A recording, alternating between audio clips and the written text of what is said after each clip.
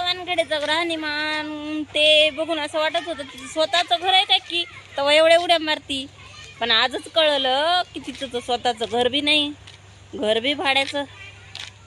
तरी बी इतका रुबाब बोलण्याचा.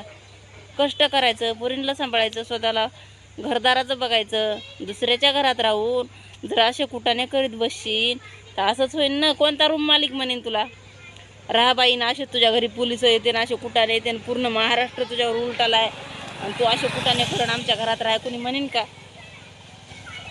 तू म्हणशील परत तुझे दात बघ, तू हे बघ. पण मी तुझ्यापेक्षा भारी आज मला कळलंय. कारण की माझं स्वतःचं घर आहे, ते बी मी स्वतः कमवलेलं. माझ्या नवऱ्याचं कुणाचं नाही बरं का, बापाचं नवऱ्याचं, माझ्या स्वतः कष्टाचं. तू नुसते कुटाने करण्यातच माहेर आहेस, कशात नाही. बाकी त्याला बोल त्याला बोल, जरांगे पाटलाला बोलणं सोडून दे, एवढंच आहे.